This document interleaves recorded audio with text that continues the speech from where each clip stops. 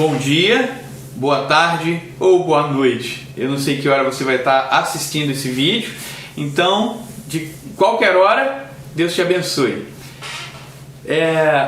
Esse é o nosso vídeo de casa para casa. É uma série que nós estamos fazendo, você pode olhar no nosso canal, são vários vídeos. Eu e os irmãos do Lidere, nós estamos sempre colocando os nossos vídeos lá. Ele ocupa o lugar dos nossos encontros caseiros. Na realidade, ele é a meditação para os nossos encontros caseiros. E, infelizmente, a gente não está podendo fazer os nossos encontros caseiros por conta do isolamento social, mas essa é uma prática que a Vineyard não abre mão. É um princípio, é um valor para nós que a gente cresça juntos em encontros caseiros, que as famílias se conheçam, se aproximem, que as casas tenham suas portas abertas, que as realidades sejam conhecidas, para que a gente seja verdadeiramente irmãos e caminhe juntos. É um lugar onde a gente aprende a confiar, a se sentir verdadeiramente em casa, mesmo quando o encontro não é na nossa casa. Então, vamos meditar um pouco, você na sua casa, e poder chamar os seus familiares, filhos, esposa, não sei, né? E ter esse tempo de meditação na palavra, oração e meditação. E que esse tempo seja abençoador para você. Escolhi um texto em Lucas, no capítulo 7, verso 9. O texto é conhecido, diz assim: ao ouvir isso, Jesus admirou-se dele e, voltando-se para a multidão que o seguia, disse: eu lhes digo que nem em Israel encontrei tamanha fé. Esse é o texto onde Jesus se depara com a fé desse centurião. Esse é um tempo e um texto muito especial no Novo Testamento, porque apenas 2 vezes se diz isso a respeito de Jesus, que ele tenha se maravilhado. Eu acho o texto muito bacana, porque ele diz, e ele faz questão de frisar isso para aqueles que estavam o seguindo. Ele diz assim: olha, nem em Israel eu encontrei tamanha fé. Você já parou para pensar nisso? Que Israel era como um padrão, uma referência de espiritualidade, uma referência de religiosidade. E ele diz assim: olha, está vendo a referência de vocês? Está vendo? Nem lá em Israel, nem nesse lugar onde se tem um padrão, um nível de religiosidade e espiritualidade, segundo aos olhos, né? Nem em Israel eu encontrei tamanha fé. Mas, como eu disse, esse é um texto que fala a respeito dessa experiência de Jesus. Eu gosto de olhar por esse viés. Jesus tem a experiência de se sentir maravilhado, tocado com a fé daquele homem. Como eu disse, 2 vezes apenas no Novo Testamento ele fica maravilhado. E só há 2 referências. Uma ruim em Marcos, no capítulo 6, verso de número 6. Marcos 6 diz assim: e ficou admirado com a incredulidade deles, aqui de forma ruim, diante da falta de fé e da descrença dos de Nazaré, e de forma positiva em Mateus capítulo 8, verso 10,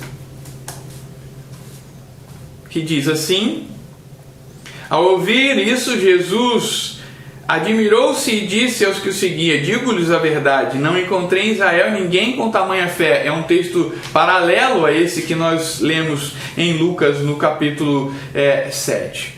Então, tem um escritor chamado Fyodor Dostoiévski, que ele diz assim: um ato de confiança da paz e serenidade. Um ato de confiança da paz e serenidade. eu fiquei pensando, como eu disse, eu gosto de olhar um pouquinho pelo viés do que com o que Jesus se deparou e como ele sentiu aquela situação, como ele viu aquela situação, aquilo com que os seus olhos se depararam, e eu fiquei pensando exatamente nessa frase, né? Um ato de confiança dá paz e serenidade. Um ato de crer, um ato de confiar traz paz e serenidade. Na caminhada de Jesus, ele se depara com um homem que era distante do povo de Israel e não conhecia a religiosidade, a espiritualidade daquele povo com a qual Jesus trabalhava, com a qual Jesus usava como base, e ele se surpreende, ele fica maravilhado com a fé daquele homem. Isso é fantástico. Talvez Jesus tenha encontrado paz ali. Caramba, olha, isso é belo, isso é bonito demais. Saber que há homens que têm uma fé genuína, sincera, como esse homem. Na caminhada de Jesus, ele sempre se alegrava em encontrar homens de fé, homens que abraçavam as suas verdades, homens que se debruçavam e decidiam crer naquilo que Jesus estava ensinando. E Jesus fica maravilhado com essa fé, uma fé genuína. Eu posso te dizer, e acho que você deve gastar um tempo meditando a respeito disso, uma fé genuína comove o coração de Deus. Ainda hoje, a tua fé, aquilo que você demonstra para Deus, as tuas certezas no Senhor, as tuas certezas em Sua palavra, aonde o seu coração verdadeiramente descansa, aonde o seu coração realmente confia, onde você consegue fechar os olhos e continuar seguindo a voz do pastor sem medo de que ele te leve para o abismo ou para um caminho cheio de lobos. Jesus se maravilha com isso, fica maravilhado com isso. O coração de Deus se comove com uma fé assim. Um outro grande homem de Deus disse assim: não duvide no escuro daquilo que você ouviu na luz. John Wimber diz isso. Então, eu queria que você parasse para pensar e refletir a respeito disso. Esse é o nosso tempo de meditação, é o nosso tempo de reflexão sobre a palavra, e ocupamos esse lugar do encontro caseiro. Talvez você esteja só em casa e fazendo essa meditação, mas talvez você esteja com sua família. Então, use isso. Fale com eles, medite com eles a respeito disso. A fé que pode e é capaz de comover o coração de Deus. Talvez você que esteja sozinho e não tenha como trocar com alguém perto, faz um Zoom, faz uma ligação para um amigo, para um irmão e fala a respeito disso. Você sabia que uma fé genuína pode mover o coração de Deus, comover o coração de Deus? Você sabia que Jesus ficou maravilhado quando viu a fé daquele homem? Olha, Jesus ficou maravilhado 2 vezes no Novo Testamento, é isso que a Bíblia diz. Ele ficou maravilhado com a falta de fé e ele ficou maravilhado com a fé que era crescente, genuína e verdadeira. Troca com alguém a respeito disso.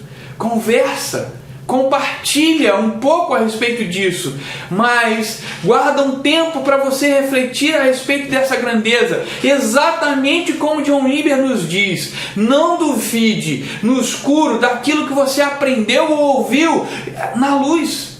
Em alguns momentos onde a tua fé estava fortalecida, onde você estava caminhando firme no Senhor, talvez você tenha ouvido palavras do seu pastor, talvez você tenha ouvido minhas palavras, talvez nos seus encontros caseiros você tenha conversado com alguém que tenha abençoado a sua vida, e você na luz, naquele momento de bênção, naquele momento de vigor espiritual, se sentiu realmente tocado pelo Espírito, ouviu uma palavra e houve a convicção de que aquela palavra era genuína dos céus.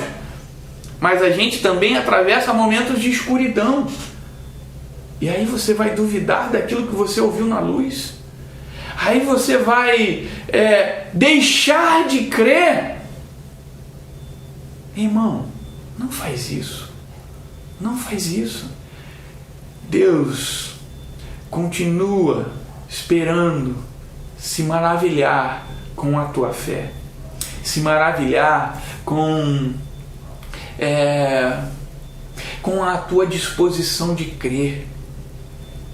Sabe, naquele momento onde a gente atravessa a escuridão, você fala assim, peraí, calma, eu não posso me deixar levar por esse momento onde eu estou aflito, onde eu estou ansioso, onde realmente os problemas se chegaram e eu talvez confuso, mas eu vou lembrar daquilo que eu ouvi na luz, da palavra de bênção que eu recebi na luz, na palavra de confiança, fé que eu ouvi quando eu estava forte, quando eu não atravessava as dificuldades, quando eu verdadeiramente senti que foi muito mais do que o pastor, muito mais do que aquele irmão, foi o próprio Deus falando comigo. Então, reflete a respeito disso. Reflete de forma vigorosa a respeito disso. E não se deixe vencer pelo dia de escuridão. Lembra do dia da luz. Porque em breve, eu tenho certeza que você vai encontrar outro momento assim. A nossa vida é assim. A gente enfrenta dificuldades e a gente enfrenta dias onde está muito claro as mãos do Senhor.